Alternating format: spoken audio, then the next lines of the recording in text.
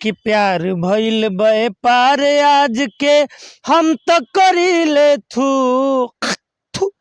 प्यार भइल बे पार आज के हम तो करीले थू अरे फांसी लगा के ऊ मर जाई जेल में जइब तू। पवन सिंह लेके अरविंदो के कल्लू लेके राकेश मिश्रा लेके जितना भी बड़ बड़ कलाकार गइल बड़न उहो दोषी बड़न एकरा मतलब हमने के अभी न्यूज़े देखत हन जानू जो डेली हमू मोबाइल देखे नहीं देखत नहीं केनियो से दोषी होता रहे केनियो से निर्दोष होता रहे तो हमारा ये लोग लगी पब्लिक में रहे वाला अगला बा एक टाइम दिहल जाओ कि देखो है विधाता समाज कहाँ जाता खेत खाए गधा जो रहा पिटाता। आकांक्षा दुबे एगो घटना कैली फिर अक्षरा सिंहो को लेन काजल रघवानियों को लेन अमरपाली दुबहू को लेन समर सिंह के चलते महाराज हम तो एगो दूगो भड़ुअन के न्यूज सुननी है हमें का करने जाना के ना उधर ओन के अपन पब्लिसिटी में बड़ा सा रउआ जब गारंटेडे ना है गारंटीए ना ले तना बड़ बड़ बात काहे कुरे देता नहीं कि समर सिंह के छोड़ देवे के चाहे। एगो लईकी 10 लईकन से बाड़ी सब बतियावत दूसर किने मोबाइल में तीसर नेट भरावत हई जौन हित लो कई जना रहत लो चक्कर में अंतिम कॉल अपन बचावस लो ई लो रोकस लो। समर सिंह बाई दबे काल गइले अगर निर्दोष साबित हो जाता अगला बाई देवे निर्दोष तो ओकर सम्मान लौटी ओकर पैसा लौटी ओकर जौन पब्लिसिटी में लौकी। अभी हमारे साथ एक भोजपुरी इंडस्ट्री के विवादित कलाकार विवादित सुपरस्टार सिंगर सोनू पांडे जी हैं जो कि एक गाना गाए हैं। बाकी इस गाना से क्या डिसाइड होता है पहले गाना आपको सुना देते हैं उसके बाद आप लोग इस गाने पे विचार करिएगा कि ये समर सिंह के समर्थन में है या आकांक्षा दुबे के। सबसे पहले आपका स्वागत है। सबसे पहले रुआ चैनल में सबके स्वागत बा सम्मान बा। अच्छा गाना आप जो गाए हैं वो गाना एक बार हमारे दर्शकों को सुना दीजिए। हम गाना तने गौले बनी अरे कि प्यार भइल बे पार आज के हम तो करीले थू प्यार भइल बे पार आज के हम तो करीले थू अरे फांसी लगा के ऊ मर जाई जेल में जइब तू फांसी लगा के ऊ मर जाई जेल में जइब तू। अच्छा जेल में जइब तू फांसी लगा के उमर जाई जेल में जइब तू ये तो आपने बता दिया लेकिन इस बात से या आपके इस गाने से मतलब क्या निकलता है एक बार ये समझा दीजिए उसके बाद हम आगे बात करेंगे। इधर और न बताइए। अच्छा तो इसका गाना गइले बनी तो गाना कहीं ना कहीं आकांक्षा दुबे समर सिंह के मैटर सोचिए के गइले बनी न तो दिमागवा में तो रहुआ 2 साल पहले 6 महीना पहले 2 महीना पहले ई गाना आ सकत रहल। ई कोनो जरूरी ना होला भैया ठीक बा अभी वर्तमान परिवेश ऐसन भइल बा ऐसन चारों ओर बन रहल बा एकरा में हम बहुत सारा मजनू लोग के वर्तमान स्थिति से संकेत देतनी ओकरा में गोले बनी कि एगो लईकी 10 लईकन से बाड़ी सब बतियावत दूसर किने मोबाइल में तीसर नेट भरावत कौन कहेला जानू सोना कौनो कुकू अरे फांसी लगा के ऊ मर जाई जेल में ढुकब तू। अच्छा आकांक्षा दुबे और समर सिंह के मैटर पे आप आकांक्षा दुबे को सही मानते हैं या समर सिंह को?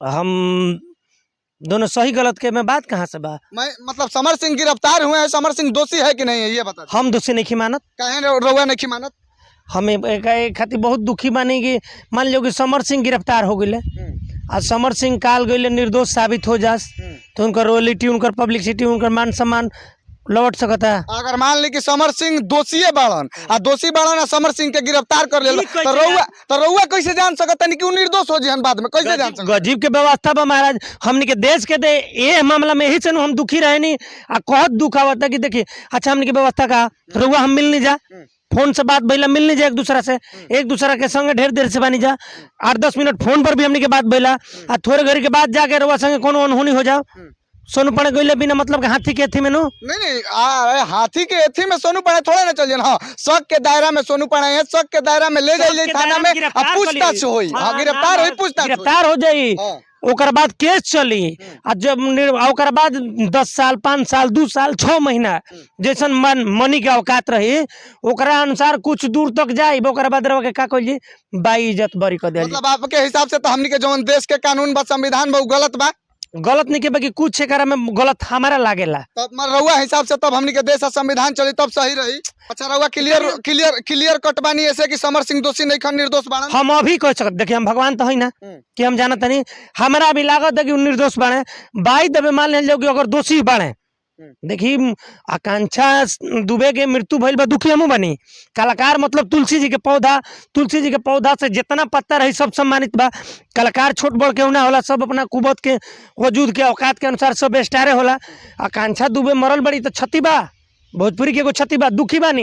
बाकी ई नियम ना है कि महाराज केहू के गबदेनाव ले लिहल जाओ। रउआ माने का दुखी बानी कि जवन पूरा बिहार उत्तर प्रदेश या बिहार या उत्तर प्रदेश की पुलिस प्रशासन सरकार या लोग सब लोग समर सिंह को दोषी मान रहे हैं, और वहां पे आप बोल रहे हैं कि समर सिंह निर्दोष है। अभी हम उसको निर्दोष मानते हैं। आप क्या खाक दोषी है कि आकांक्षा दुबे जो ये घटना आकांक्षा दुबे के साथ हुआ है, इससे आप दुखी हम कैसे मान सकते हैं कि दुखी है? आप एक अपराधी का साथ दे रहे हैं, उसके कह नहीं दे रहे हैं सब। अच्छा ये बताइए, पुलिस प्रशासन बुद्धू है? पुलिस प्रशासन बुद्धू है? ये बताइए, पुलिस प्रशासन बुद्धू है? कुछ स्तर पे बुद्धू है। पुलिस समर सिंह बाई दबे काल गइले अगर निर्दोष साबित हो जाता अगला बाई दबे निर्दोष तो ओकर सम्मान लौटी, ओकर पैसा लौटी, ओकर जौन पब्लिसिटी बा लौकी।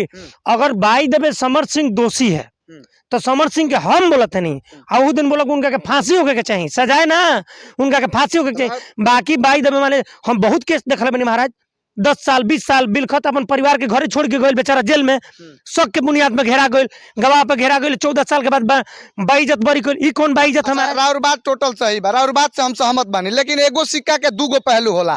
रउआ जैसे कहनी कि समर सिंह कहीं ना कहीं का जाने दोषी ना होई हन, फिर 10 साल सजा काट के हन बाइज्जत बरी कर दिहल जाई। लेकिन सुन ली आ का पता कि समर सिंह दोषी होई हन, आ रउआ कहला के हिसाब से समर सिंह के बहरिए छोड़ दिहल जाओ। आ समर रुकी ना रउआ कहला के हिसाब से समर सिंह के बहरी छोड़ दिया, और समर सिंह पे जब दोष सिद्ध हो जाता ओकर बाद पकड़ के ले जाइल जाओ। आ का पता कि वही 6 महीना साल भर में आकांक्षा दुबे को घटना कैली, फिर अक्षरा सिंह को लेन, काजल रखवानियों को लेन, अमरपाली दुबहू को लेन समर सिंह के चलते, तो फिर वो दोषी के हुई? ई बताई तो 6 महीना साल भर के भीतर समर सिंह के चलते इतना सब दिमाग लगावे लगनी। दिमाग हमनी के का लगा महाराज? जब आदमी एगो घटना के अंजाम दे सकता तो 5 को दे सकता।